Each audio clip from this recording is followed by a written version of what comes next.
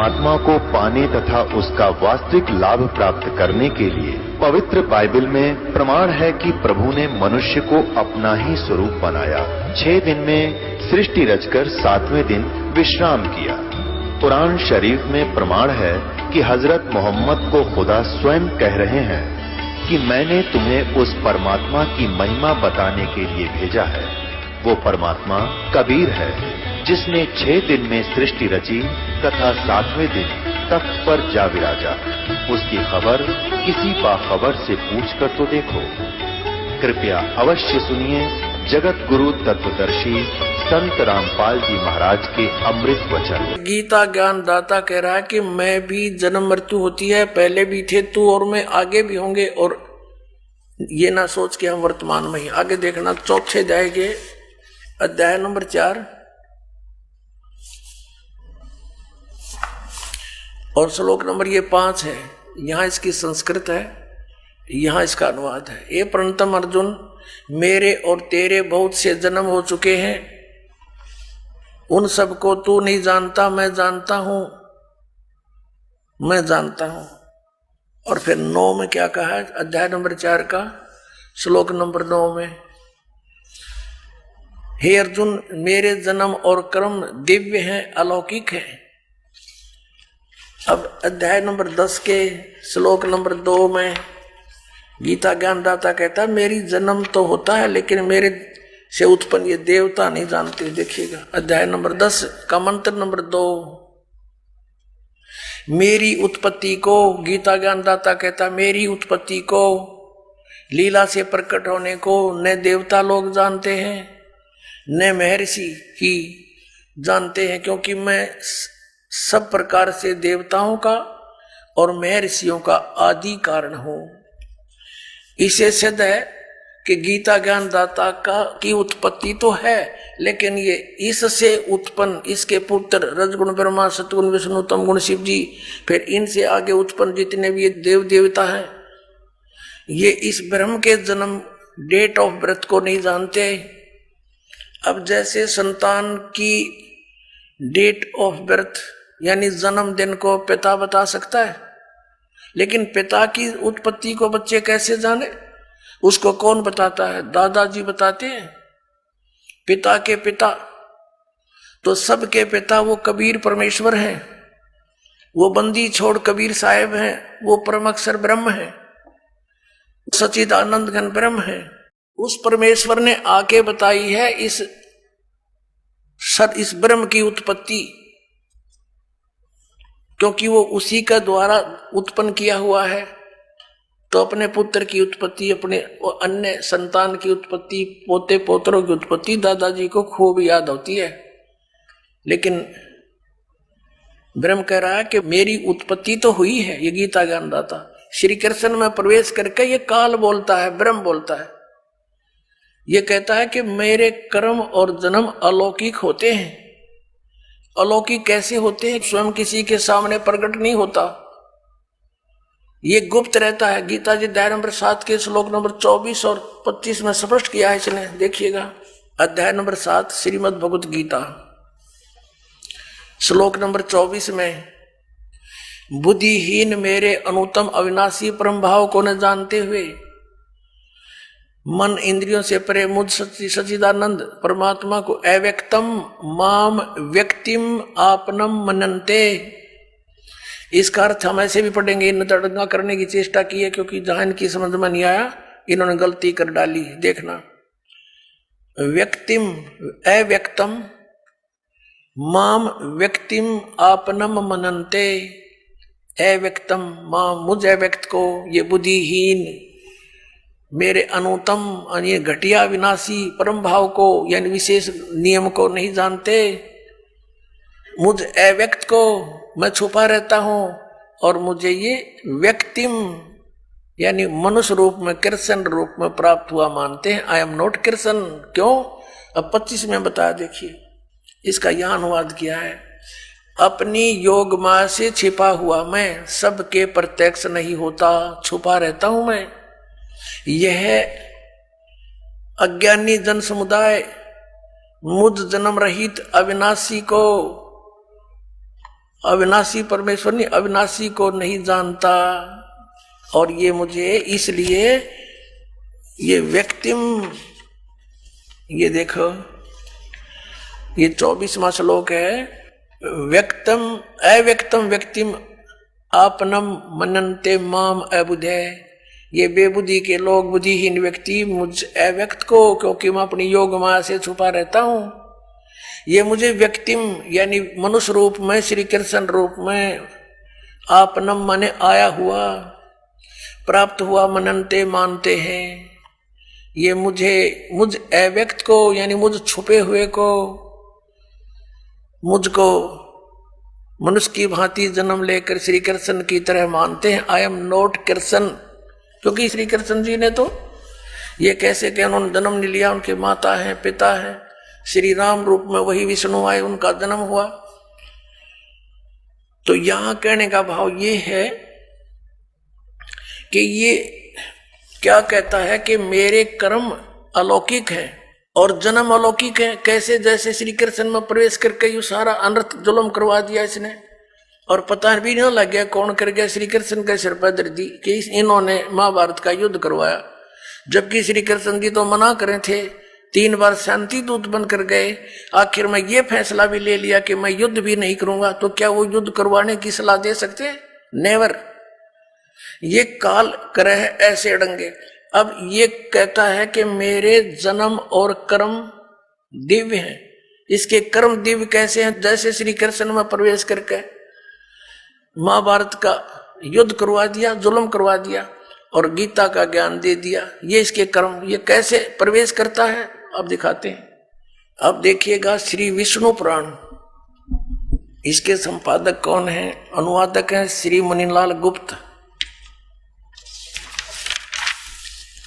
ये कहां से मुद्रित है, वह प्रकाशित है? गीता प्रेस, गोरखपुर, गोविंद भवन कार्यालय, कोलकाता का संस्थान। ये इनके फोन और फैक्स नंबर है। ये देखिएगा इसके चतुर्थ अंश अध्याय नंबर 2 और 233 पृष्ठ पे। पूर्व काल में त्रेता युग में एक बार अति भीषण देव असुर संग्राम हुआ। देवताओं और राक्षसों का आपस में युद्ध हुआ। उसमें महाबलवान दैत्यगण से पराजित हुए देवताओं ने भगवान विष्णु की आराधना की। तब आदि अनंत सुन अशेष जगत प्रतिपालक श्री नारायण ने देवताओं से प्रसन्न होकर कहा, आप लोगों का जो कुछ अभिष्ट है वह मैंने जान लिया है। उसके विषय में यह सुनिए। राज ऋषि ससाद का जो पुरंजय नामक पुत्र है, उस अक्षत्रिय श्रेष्ठ के शरीर में मैं अंश मात्र से स्वयं अवतीर्ण होकर, यानी कुछ समय के लिए, संपूर्ण दैत्यों का नाश करूंगा। अतः तुम लोग पुरंजय को दैत्यों के वध के लिए तैयार करो। अब आगे फिर दिखाते हैं और कंसेप्ट क्लियर। 242 पृष्ठ पे यही वही चतुर्थ अंश अध्याय नंबर 3 और पृष्ठ नंबर 242 पे श्री विष्णु पुराण। तीसरा अध्याय। पूर्व काल में रसातल में मोने नामक 6 करोड़ गंधर्व रहते थे। उन्होंने समस्त नागकुल के प्रधान रतन और अधिकार छीन लिए थे। गंधर्व के पराक्रम से अपमानित उन नागेश्वरों द्वारा स्तुतित किए जाने पर उसके श्रवण करने से जिसकी विकसित कमल सदृश आंखें खुल गई हैं, निंद्रा के अंत में जागे हुए उन जलशाही भगवान सर्वदेवेश्वर को प्रणाम कर उनसे नागगण ने कहा, भगवान, इन गंधर्व से उत्पन्न हुआ हमारा भय किस प्रकार शांत होगा? तब आदि अनंत रहित भगवान पुरुषोत्तम ने कहा, यो नासों के पुत्र मान धाता का जो यह पुरकुत्स नामक पुत्र है, उसमें प्रविष्ट होकर मैं, उसमें प्रवेश करके प्रेत की तरह मैं उन संपूर्ण दुष्ट गंधर्व का नाश कर दूंगा। पुणात्माओं, ये अध्यात्म ज्ञान है, ये बालकों का खेल नहीं। ये शंकराचार्य तो शेत बाण पर लागे रहे, इन्होंने पता नहीं क्या करना है, कौन सा भगवान है। वह सुनी सुनाई दंत कथा जनता में फीड कर दी इन्होंने। अब इसमें क्या स्पष्ट हो गया कि ये ऐसे, इसके जन्म और कर्म ऐसे अलौकिक हैं। अब कर्म इसके यूं अलौकिक हैं, पुरिंजय में प्रवेश करके और उसके राक्षसों का नाश कर दिया इसने स्वयं, और फिर मानदाता के पुत्र उसमें पुरकुत्स में प्रवेश करके भूत की तरह, और वहां फिर उन गंधर्वों का नाश कर दिया। अब पुण्यात्माओं, इसी प्रकार इसने श्री कृष्ण जी में प्रवेश करके, उसको मालूम था इस काल को ये कौन है, ये कौन है। अगर ये समझ में आ गया इस पुण्यात्माओं के, तो फिर बात तो खत्म हो जाएगी। ये है श्री ब्रह्मा रजगुण, श्री विष्णु सतगुण, श्री तमगुण शिव जी का पिताजी। ये काल है, ये सदा शिव कहलाता है, ये ब्रह्म है, ब्रह्म। और ये नहीं चाहता कि ये प्राणी सत्य ज्ञान को प्राप्त हो, इसलिए ये अज्ञान फैलवाता है। और ये क्या करता है, जैसे इन देवताओं ने प्रार्थना की तो विष्णु रूप धारण करके खड़ा हो गया इनके आगे, क्योंकि विष्णु रूप में पूज रहे थे वो कौन, ये काल स्वयं। और फिर इनसे कह दिया कि ठीक है, मैंने तुम्हारा जो अभिष्ट है वो जान लिया है, और तुम ऐसे ऐसे उस पुरंजय को तैयार करो और मैं उसके शरीर में प्रवेश करके न मार दूंगा। ऐसे ही इसने फिर पुरकुत्स के शरीर में प्रवेश होकर, कोई नाग, ये सर्प नहीं, एक नाग गोत्र के मनुष्य थे, अच्छी आत्माएं, उनके साथ इनका गंधर्वों के साथ युद्ध हो गया। तो उस नागेश्वरों ने जब स्तुति की विष्णु भगवान की, युकाल खड़ा हो गया विष्णु रूप धारण करके। इसने प्रण किया हुआ कि मैं अपने वास्तविक रूप में कभी किसी को दर्शन नहीं देता। तो ऐसे उसने आकर के फिर उन्हें प्रार्थना की, तो उसने कहा ठीक है चलो मैं आता हूं, और तुम पुरकुत्स को तैयार करो, मानदाता के पुत्र को, उसमें प्रवेश करके गंधर्वों का नाश कर दिया। तो ये ऐसे इसके कर्म और जन्म, इसके ऐसे कर्म अलौकिक है। और ऐसे गीता जी का ज्ञान बोला श्री कृष्ण में प्रवेश करके इस काल भगवान ने। ये काल भगवान कौन है, जैसे कि शिव पुराण में आपको दिखाया था, विद्वेश्वर संहिता के अंदर, कि ब्रह्मा, एक समय ब्रह्मा और विष्णु जी का आपस में युद्ध हो गया इस बात पे। ब्रह्मा जी कहते मैं भगवान, मैं तेरा बाप, विष्णु जी कहते मैं तेरा बाप। इन दोनों का युद्ध हो गया इससे बात पे, क्योंकि इन सबको भ्रम हो जाता है कि मैं भगवान हूं, मैं भगवान हूं। अब ये भी कैसे बात बिगड़ती है, जैसे ऋषि लोग साधना करते हैं, समाधिस्थ होते हैं, काफी वर्षों तक बैठे रहते हैं, किसी को तो ये विष्णु जी के रूप में दर्शन दे देता है, तो वो साधक उठ जाता है और जाके श्री विष्णु जी जो सर्वगुण देवता उनके सामने रहते हैं, उनके विषय में कहता है कि ये भगवान है स्वयं विष्णु जी, और यही सारी सृष्टि के करता, यही तीनों रूप बना के ऐसे ऐसे करते हैं, संहार स्थिति और उत्पत्ति यही खुद करते हैं। मैंने समाधि दशा में देख लिया, यही भगवान है, मैंने मुझे दर्शन दिया इन्होंने, और दर्शन दे गया ब्रह्म काल। तो विष्णु जी को भ्रम हो गया कि आई एम गॉड। इसी प्रकार किसी को इसने ब्रह्मा जी के रूप में दर्शन दे दिए, उसने ब्रह्मा जी की महिमा गा जी कि ये पूर्ण परमात्मा, ये छुपाए हुए अपने आप को। तो ये भ्रम हजारों ने, सैकड़ों की संख्या में ऐसे उनके समर्थक हो गए, ऐसे विष्णु जी के हो गए। इन दोनों को भ्रम हो गया, ब्रह्मा जी को भ्रम हो गया कि मैं उत्पत्ति करता हूं, सब कुछ मैंने ही उत्पन्न किया है। इसी भ्रमणा से, इसी भ्रम में इन्होंने आपस में युद्ध कर लिया। तब इनके बीच में एक स्तंभ छोड़ा, एक पिलर तेजों में स्तंभ छोड़ दिया। इनका युद्ध तो बंद हो गया, उसकी खोज करने लगे ऊपर नीचे कितना लंबा चौड़ा है, ये असफल रहे। फिर वो स्वयं आकर प्रकट हो गया, शिव जी का रूप धारण करके अपने पुत्र का। थोड़ी सी झलक दिखानी पड़ेगी, नहीं तो फिर आप विचलित हो जाओगे। यहां अधिक नहीं दिखाएंगे, आपको थोड़ा सा झलक देंगे, आप समझदार हो, देखिएगा। ये शिव महापुराण है, हिंदी टीका सहित भाग 1, श्री शिव महापुराण, श्री शिव महापुराण है ये। और ये है विद्या अवरिधि पंडित ज्वाला प्रसाद जी मिश्र कृत हिंदी टीका सहित, इसमें संस्कृत भी है। और ये खेमरा श्री कृष्णदास प्रकाशन मुंबई से प्रकाशित है।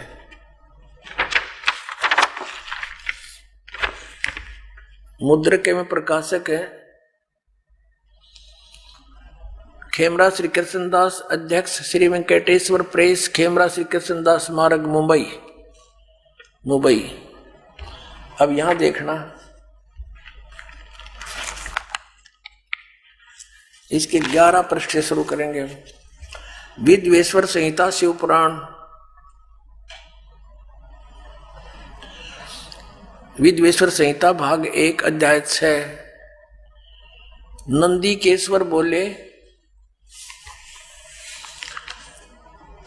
हे योगेंद्र, आगे एक समय विष्णु भगवान शेष शैया पर अपने गरुड़ादि पार्षदों के संयुक्त लक्ष्मी सहित शयन करते थे। उस समय ब्रह्म ज्ञानियों में श्रेष्ठ ब्रह्मा जी अपनी इच्छा से ही वहां आ गए और उस सब प्रकार से सुंदर सेज पर शयन करते हुए कमल लोचन विष्णु भगवान से पूछने लगे, ब्रह्म ज्ञानी क्या? ब्रह्म ज्ञानी देखो, इसे ब्रह्म ज्ञानी है ये। और विष्णु तो पूछा, तुम कौन हो जो मुझे देखकर अभिमानी पुरुष के समान शयन करते हो? हे वत्स, उठो, देखो, मैं तुम्हारा स्वामी आया हूं। आए हुए गुरु को देखकर अभिमान करता उस द्रोही मूड का प्रायश्चित होना उचित है। यह सुनकर विष्णु जी के अंतर में तो क्रोध हुआ, परंतु बाहर से शांत रहे और बोले, हे वत्स, हे बेटा। विष्णु जी बोले ब्रह्मा जी को, हे बेटा, तुम्हारा मंगल हो, बैठो, इस आसन पर विराजो। इस समय तुम्हारा नेत्र कुटिल और मुख वक्र कैसे हो गया? क्रोध में बांगा मुंह क्यों कर रहा है तू? ब्रह्मा जी बोले, वत्स विष्णु, बेटा विष्णु, तुमको समय के प्रभाव से अभिमान है। हे पुत्र, हे बेटा, विष्णु जी को ब्रह्मा जी संबोधित कर रहे हैं, हे पुत्र, मैं तुम्हारा रक्षक और जगत का पिता मैं हूं। विष्णु जी बोले, यह तो सब जगत मुझ में सतीत है, तुम चोर के समान किस प्रकार अपना कहते हो? तुम मेरी नाभि कमल से उत्पन्न हुए हो, इससे मेरे पुत्र हो, मुझे पुत्र कहना व्यर्था है। नंदीकेश्वर बोले, इस प्रकार ब्रह्मा विष्णु दोनों ही रजोगुण से मुक्त होकर विवाद करने लगे। तब संपूर्ण देवता विमान में बैठ गए उस महाअद्भुत युद्ध को देखने आए और आकाश में उनके ऊपर फूल बरसाने लगे। वाह रे देवता हो, ये हमारे देवता, देवता माने अच्छी आत्माएं। अब दो व्यक्ति लड़ रहे हो तो क्या फर्ज बनता है एक जेंटलमैन का? उनको समझावे बुझावे, अलग अलग करे, कहीं इनको हानि ना हो जाए। हर हमारे देवता उन भगवाना ऊपर तो फूल बरसावा, कहाँ कर दो काम, शाबाश, बहुत अच्छा काम कर रहे हो तुम। वह लड़का मरने को तैयार है, देवता फूल बरसावे। ये है हमारे इतिहास जिनको हम पढ़ पढ़ कर बहरे हो लिए, सुन सुन के। अब ये तो ऐसे भगवान हैं जैसे इतनी बुद्धि रखते हैं ये भगवान, जिनको ये शंकराचार्य हमें पूजने के लिए कहते हैं और स्वयं भी पूजते हैं। ये तो एक 4वीं 5वीं कक्षा के बच्चे लड़ते हैं ना, फिर अध्यापक पूछता है, भाई क्यों लड़ रहे हो? उसने उसका गला पकड़ रखा और उसने उसका, एक कहता जी, ये कहता मैं तेरा बाप, वो कहता नहीं जी, इसने पहले कहा था मैं तेरा बाप, और गुट्टुम गुट्टा। ये हमारे भगवानों के चरित्र आपके समक्ष इनके इतिहास में है। अब जब ये नू लड़ रहे थे, बीच में सतम खड़ा कर दिया इस काल ने, अकेले लड़के मर जाएंगे भी, तेरा काम अधूरा रह जाएगा। फिर इसने इनको ज्ञान देना शुरू किया। शंकर अपने पुत्र शिव का रूप बना के आ गया, कहीं ये विष्णु रूप धारण कर लेता है। देखना, इसका प्रमाण आपको दिखाते हैं। हम पढ़ रहे हैं विद्वेश्वर संहिता, इसके 17 पृष्ठ पे संक्षिप्त सा देखेंगे। ये देखिएगा, अब 17 पृष्ठ पर आ गए हम, ज्यादा ना पढ़ेंगे, ज्यादा चेता पढ़ सकते हो अपने लेकर मोल इसको। विद्वेश्वर संहिता भाग 1 अध्याय 9 में अब नंदीकेश्वर बोले इस प्रकार,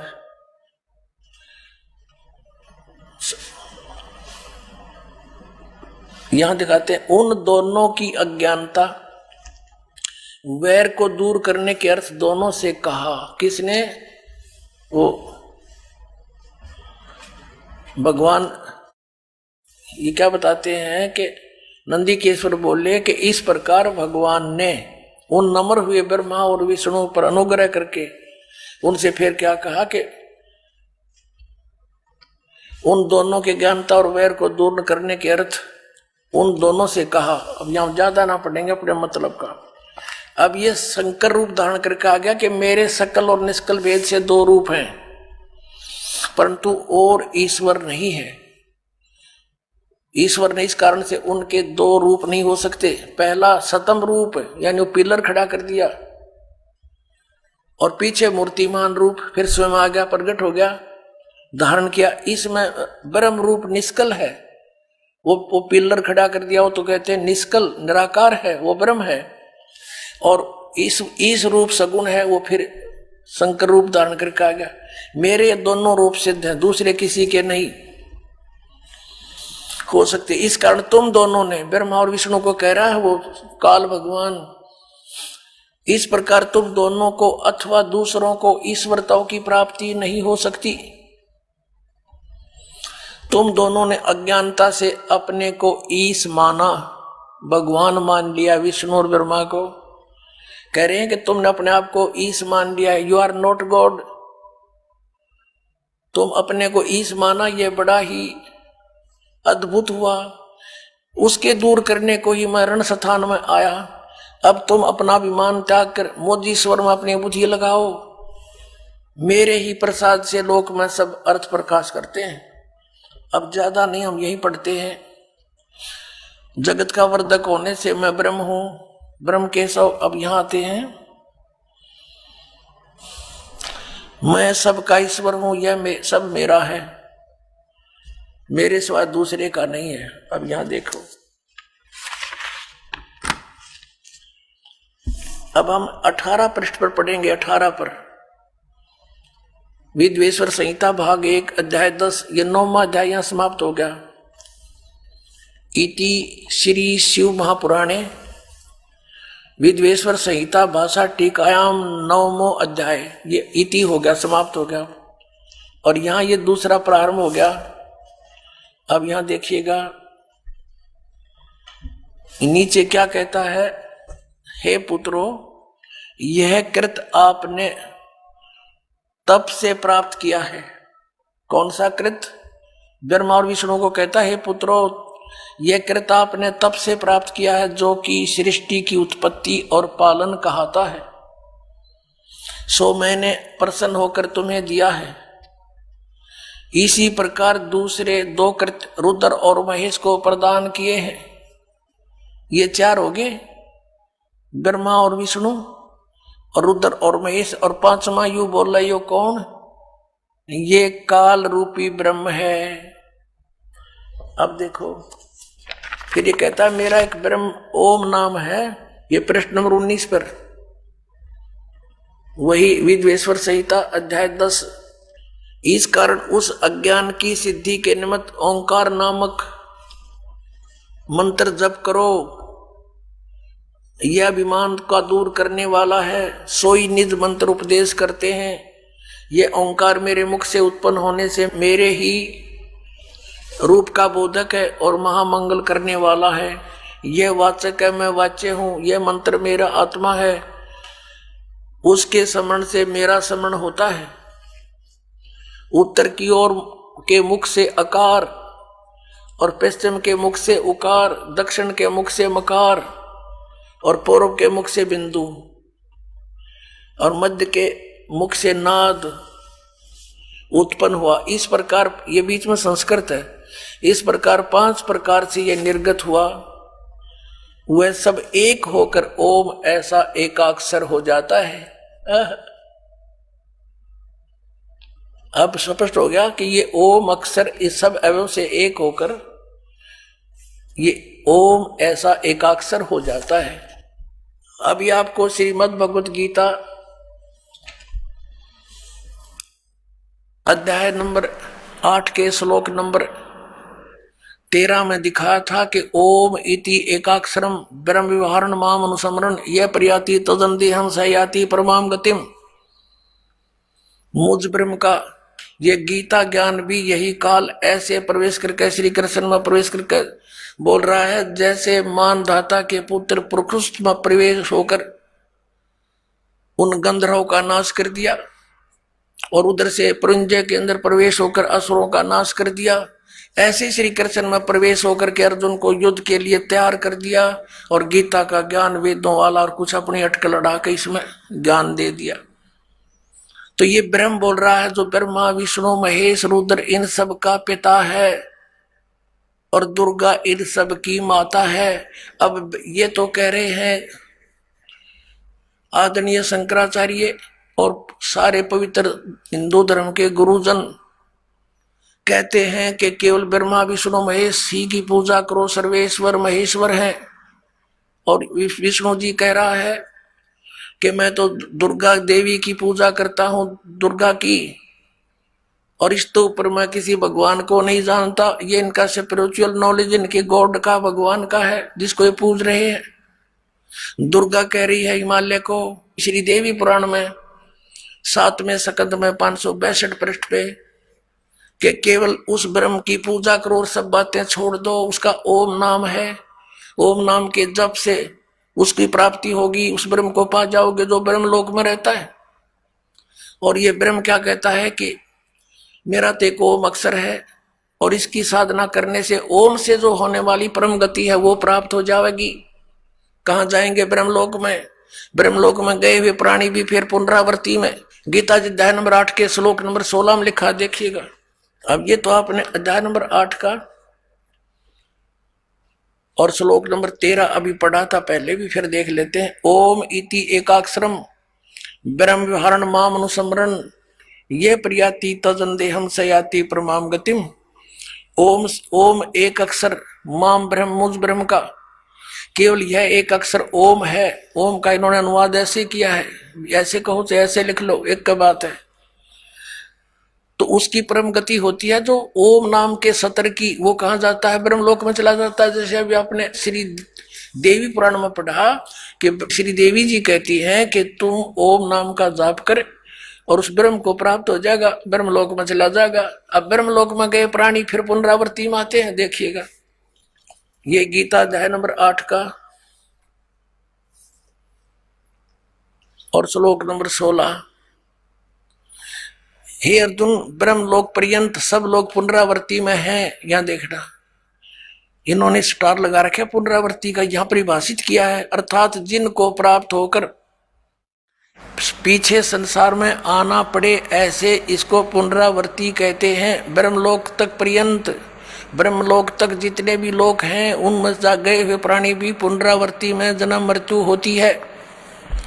और ये स्वयं भी स्वीकार करता है गीता ज्ञानदाता कि अर्जुन तेरे और मेरे बहुत जन्म हो चुके, तू नहीं जानता मैं जानता।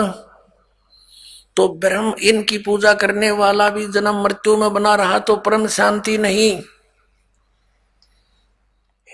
गीता जी अध्याय नंबर 17 के और श्लोक नंबर 23 में कहा है कि उस सच्चिदानंद ब्रह्म को पाने का किसको, जहां जाने के बाद साधक फिर लौटकर संसार में कभी नहीं आते। देखिएगा अध्याय नंबर 15 का पंचदशो अध्याय 15वां अध्याय का ये प्रथम मंत्र है कि ऊर्ध्व मूलम अधः शाखम अश्वत्थम प्राहु अव्यम छंदासी यस्य प्रणानी ये तम वेद स वेदवित। अब ये क्या बताया है कि आदि पुरुष परमेश्वर मूल आले ऊपर को जड़ है वो तो पूर्ण परमात्मा है। अधः शाखम नीचे को शाखा, ये अनुवाद गलत किया है ब्रह्मा रूप मुख्य शाखा वाला। देखिएगा इस 2 नंबर श्लोक में अधय अधय 2 जगह है, इनका अनुवाद इन्होंने खुद किया है। यहां पर अधय माने नीचे, अधय माने नीचे, अधय माने नीचे, अधय माने नीचे। तो अधय यहां नीचे लिखना था, ऊपर को जड़ वाला, ऊपर को मूल वाला। आदि पुरुष परमेश्वर तो समझो उल्टा लटके संसार रूपी वृक्ष की जड़ है और नीचे को शाखा है, ये समझो। इसकी तरफ संकेत है ये गीता जी अध्याय नंबर 15 के श्लोक नंबर 1 में, ऊर्ध्व मूलम अधः शाखम अश्वत्थम प्राहु अव्यम। ये है वो उल्टा लटका हुआ संसार रूपी वृक्ष, ऊपर को जड़ और नीचे को शाखा वाला। अब तीनों गुण यहां देखिएगा। अब गीता जी अध्याय नंबर 15 का श्लोक नंबर हम 1 पढ़ रहे हैं। इसका अर्थ है कि जो ऊपर को जड़ नीचे को शाखा, बिल्कुल स्पष्ट है, अधः शाखम। इन्होंने तो अड़ंगा डांड तो मतलब था, ज्ञान था ही नहीं। संसार रूपी पीपल के वृक्ष को अविनाशी कहते हैं। वेद जिसके पत्ते कहे गए हैं, उस संसार वृक्ष को जो पुरुष मूल सही तत्व से जानता है, स वेदवित, वह वेद के तात्पर्य को जानने वाला, अर्थात वो तत्वदर्शी संत है। सह वेदवित तत्व से जानता है तो वह वेद के तात्पर्य को जानने वाला था, तो तत्वदर्शी संत है, इसका अर्थ ये। और फिर हम ज्यादा ना कहकर हम सिर्फ ये लेंगे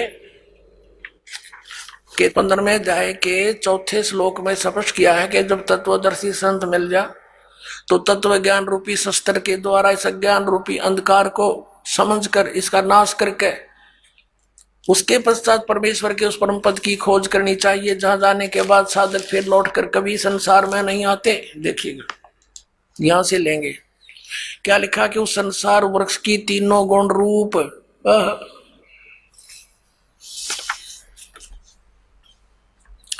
विषय पर वाला शाखा, तीनों गुण रूपता समझो उसकी विषय वासना वाली शाखा है, नीचे और ऊपर फैली हुई है। मनुष्य लोक में कर्मों के अनुसार बांधने के भी मुख्य कारण यही है, जो नीचे और ऊपर लोकों में फैली हुई है।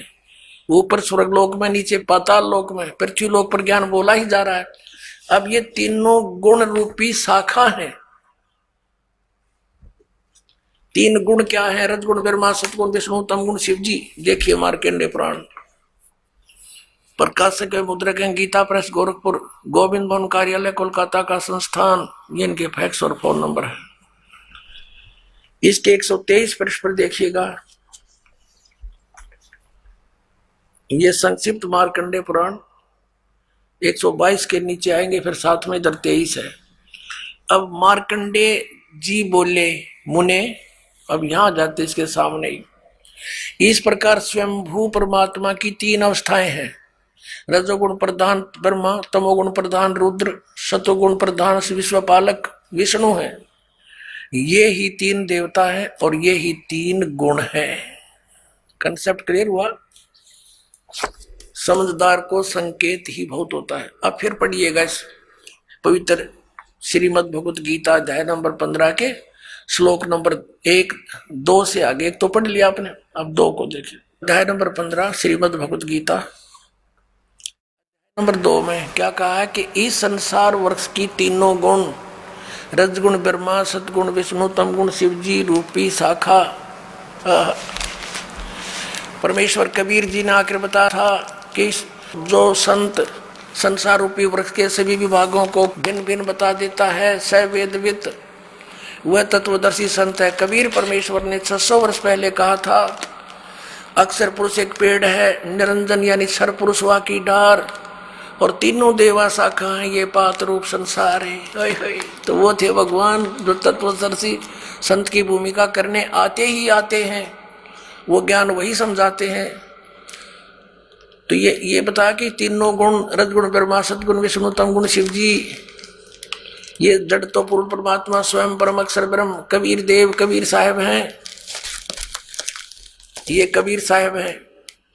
और अक्षर पुरुष ये तना है, शर पुरुष ये डार है। इसके 3 पुत्र हैं, रजगुण ब्रह्मा, सतगुण विष्णु, तमगुण शिव जी, ये शाखा है। और पात रूप ये सब यहाँ के तीनों लोकों के प्राणी हैं। अब आपके ये पवित्र श्रीमद् भगवद गीता जैसा पवित्र सदग्रंथ समझ में आवेगा।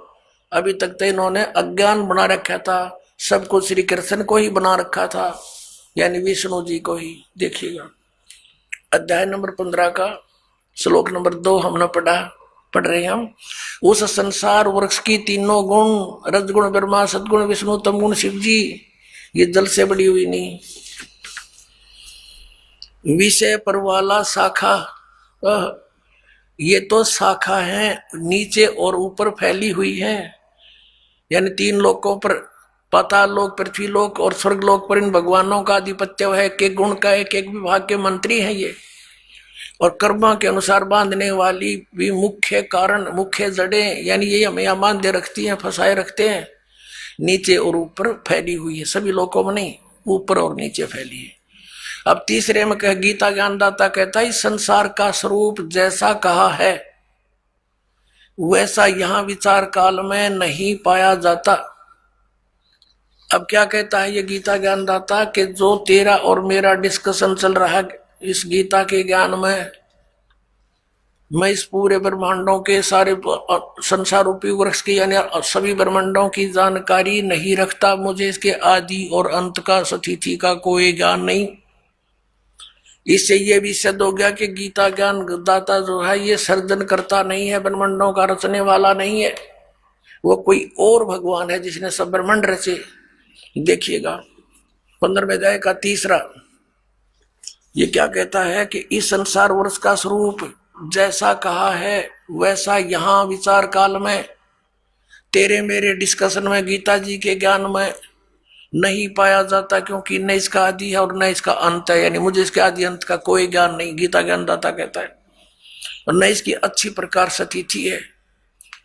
इसलिए इस सुविरुद्ध मूलम, मूल कौन है? परम अक्षर ब्रह्म और ऊपर के लोक वो तो अविनाशी हैं, शुद्ध अति दृढ़ हैं, और नीचे के अति दृढ़ मूल वाले अश्वत्थम, इस पीपल के वृक्ष को, संसार रूपी वृक्ष को, दृढ़ेन दृढ़ असंख्य शस्त्रेण, वैराग रूप नहीं, तत्व ज्ञान रूपी शस्त्र द्वारा काट कर, अर्थात उस तत्व ज्ञान से तत्वदर्शी संत मिलने के पश्चात उसको अच्छी तरह समझकर, अब चौथा 15 में जाएगा, चौथा, उसके पश्चात उस परम पद रूप परमेश्वर को भली भांति खोजना चाहिए, जिसमें गए हुए पुरुष यानी साधक फिर लौटकर संसार में नहीं आते, और जिस परमेश्वर से पुरातन संसार वृक्ष की प्रवृत्ति विस्तार को प्राप्त हुई है, अर्थात जिस परमात्मा ने सारे संसार रूपी वृक्ष की रचना की है, सारे ब्रह्मांडों की रचना की है, उसी आदि पुरुष नारायण की मैं शरण हूं, आदम पुरुषम, उसी आदि पुरुष यानी गीता ज्ञान दाता से कोई अन्य है उसकी शरण में हूं, इस प्रकार दृढ़ निश्चय करके उस परमेश्वर का पर्वदेवा ने पूजा करनी चाहिए। ये तो अपनी अटक लड़ाते हैं, जैसा ये करते हैं ध्यान दोन, परपदेवा ने उसकी पूजा करनी चाहिए। गीता ज्ञानदाता कहता है कोई और है वो पूज्य। पुण्यात्मा, सुबह के सत्संग में विषय था कि 3 परमात्मा मुख्य रूप में, 3 पुरुष, सरपुरुष, अक्षर पुरुष और परम अक्षर पुरुष। तो यहां पर जो परम अक्षर पुरुष है, हम उसकी तरफ संकेत करते हैं कि वो है वो पूज्य। वो कौन है? स्वयं कबीर भगवान है, कबीर देव है, जिसने 600 वर्ष पहले आकर वो लीला की थी, जो वेद बताते हैं और हमारे सदग्रंथों में विद्यमान है। अब इस विषय को ज्यादा ना बढ़ाकर दास उस प्रसंग पर आते हैं कि गीता ज्ञान दाता तो कहता है कि उस परम अक्षर ब्रह्म की पूजा करो, उसके विषय में तत्वदर्शी संतों के पास जाओ, जैसे चौथे अध्याय के 34वें श्लोक में कहा है। अध्याय नंबर 4 के श्लोक नंबर हम 32 को पढ़ेंगे। ये 32 इस प्रकार यानी 25 से लेकर 31 तक इस प्रकार और भी बहुत तरह के यज्ञ यानी धार्मिक अनुष्ठान की जानकारी ब्रह्मणे मुखे, यहाँ गलत कर दिया ना वेद की वाणी। देखिए 17वें अध्याय के 23वें श्लोक में स्वयं ब्रह्मणे माने ये देखिएगा अध्याय नंबर 17 का और श्लोक नंबर 23। इसमें क्या कहा है कि ओम तत्सत इति निर्देश है ब्रह्मण तिर्विद समर्थ ब्राह्मणा तेन वेदा च यज्ञा च विहिता पुरा।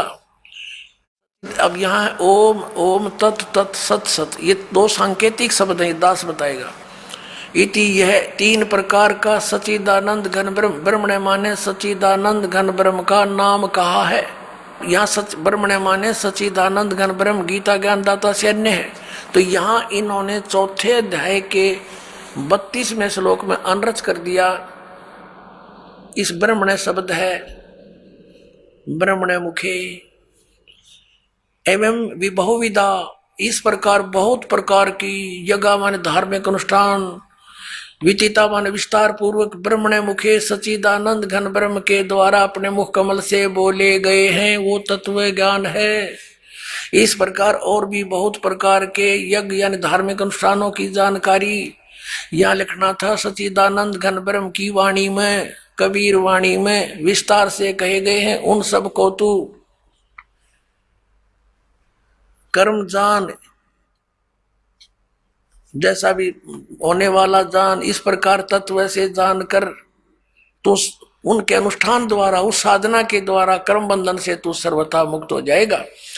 अब यहाँ देखिएगा चौथे अध्याय के 34वें श्लोक में इसने कहा है, चौथे अध्याय के 34वें श्लोक में इसने कहा है गीता ज्ञानदाता ने, उस ज्ञान को, वो तत्व ज्ञान है जो सच्चिदानंद घन ब्रह्म ने अपने मुख से बोला है, वो कबीर वाणी, वो तत्व ज्ञान है। उस ज्ञान को तू तत्वदर्शी ज्ञानियों के पास जाकर समझ, उनको भली भांति दंडवत प्रणाम करने से, उनकी सेवा करने से और कपट छोड़कर सरलता पूर्वक प्रसन्न करने से वे परमात्म तत्व को भली भांति जानने वाले तत्वदर्शी न, तत्वदर्शी न माने तत्वदर्शी संत ज्ञानी महात्मा तुझको तत्व ज्ञान का उपदेश करेंगे। गीता अध्याय नंबर 17 के श्लोक नंबर 23 में गीता ज्ञानदाता कहता हूं सच्चिदानंद घन ब्रह्म के पाने का मंत्र ओम तत्सत, ये उसकी साधना है और तत्वदर्शी संत बतावेगा। ओम तो इसने डिक्लेयर करी रखा, सार्वजनिक है। तत् और सत सांकेतिक है, इसको पता नहीं, उसके लिए तत्वदर्शी संतों के विषय लिए छोड़ दिया, वो इस दास को पता है, परमात्मा ने बताया है। तो इन तीनों के जाप करने से मोक्ष होगा, पूर्ण परमात्मा प्राप्ति होगी, जहां जाने के बाद साधक फिर लौटकर कभी संसार में नहीं आते। 18वें अध्याय के 62वें श्लोक में कहा कि अर्जुन तू सर्वभाव से उस परमेश्वर की शरण में जा। ये देखिएगा श्रीमद् भगवत गीता अध्याय 18 और श्लोक 62 में कहा कि अर्जुन हे भारत, सब प्रकार से उस परमेश्वर की शरण में जा, उस परमात्मा की कृपा से ही तू परम शांति को और सनातन परम धाम को प्राप्त होगा। और 15वें अध्याय के 4थे श्लोक में आपने पढ़ ही लिया कि जहां जाने के बाद साधक फिर लौट कर संसार में कभी नहीं आते, कि उसके पश्चात उस परम पद परमेश्वर को बड़ी बात जानना चाहिए, खोजना चाहिए, जिसमें गए हुए पुरुष फिर लौटकर संसार में नहीं आते। और जिस परमेश्वर से सारे ब्रह्मांडों के संसार रूपी वृक्ष की, पुरातन संसार रूपी वृक्ष की प्रवृत्ति विस्तार को प्राप्त हुई है, और उसी आदि पुरुष नारायण की मैं शरण हूं, और उस परमेश्वर का ही पूजा करनी चाहिए, भक्ति करनी चाहिए। इसका ही सिद्ध अपने आत्माओं, इन शंकराचार्यों का ज्ञान फेल हुआ। अपने आत्माओं, ये दास अभिमान से नहीं कहता, क्योंकि ज्ञान ना तो इन शंकराचार्यों का बनाया हुआ, ये तो वेदों और गीता और पुराणों में लिखा है, ये उसको समझ नहीं सके।